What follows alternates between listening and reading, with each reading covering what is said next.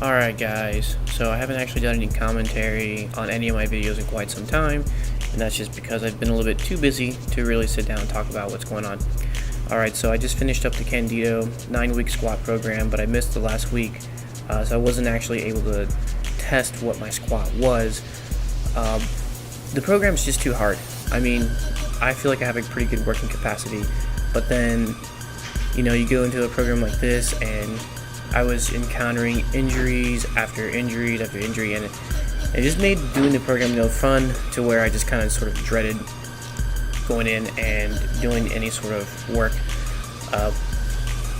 And you know what? That's okay. I sort of pushed through it.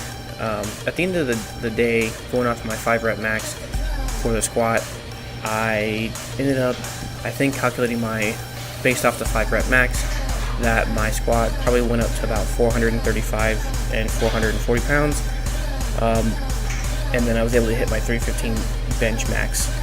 The Candido 6-week bench program is extremely difficult. You're benching 5 days a week for, I think, the first 3 weeks, and then you have some time where you're only benching 3 times a week, and then it goes back up to 5 days a week. So that's pretty tough. In the end, I decided that a linear program throughout the summer is going to probably be better for me. I'm not going to feel so beat up all the time. So that's really what I'm doing right now. I'm starting off Wendler.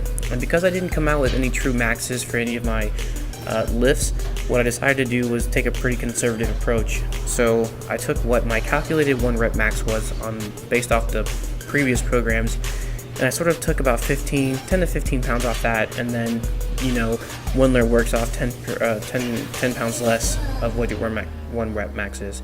So in the end, I'm starting off really conservatively, so maybe by the 3rd or 4th cycle of Wendler, I'll be seeing some results. But, like the great Ed Cohn once said, if you make the light weights heavy, then the heavy weights will feel light.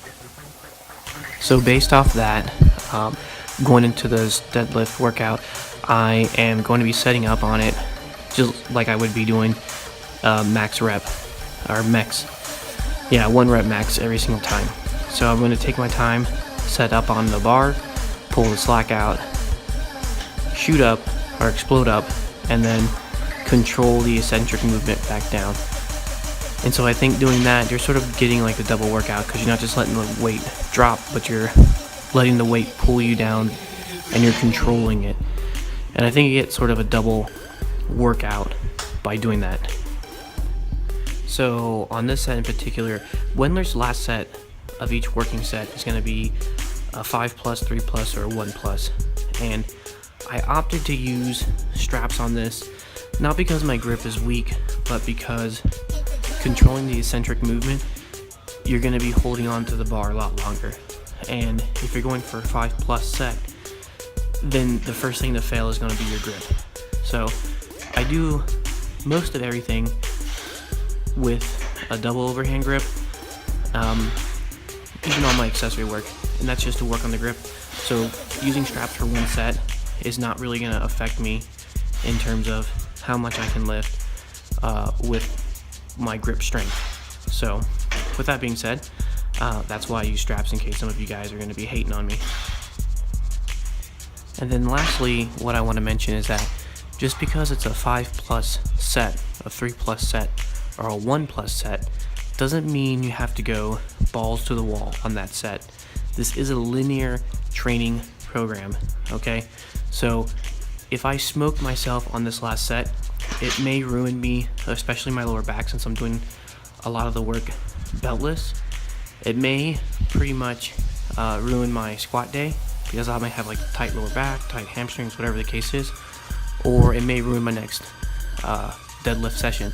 So although it's a 5+, 3+, or 1+ set, you should not take it to the extreme. I mean, definitely get in a little bit of extra work, but don't take it so far that it's going to ruin your next session.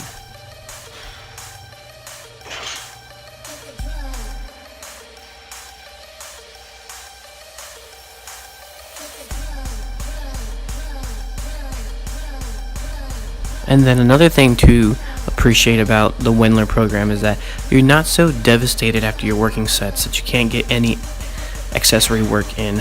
So for me, when I got done with the squat program with Candido or the bench program with Candido, I was so smoked that I didn't want to do any accessory work, and the accessory work that I did do was very minimal, just because my CNS had it for that workout. So here I am, I'm doing block pulls because my lockout needs some work. I'm pretty explosive off the floor, but once I get past my knees, that's where I have the most issues. So I'm practicing a double overhand grip without straps, no belt, and I think on the last set I went alternate grip. As you can see right now, it's an alternate grip, and that's just because fatigue is starting to set in. So it's nice to be able to get back to some actual strong accessory work that's going to help me in my lift overall.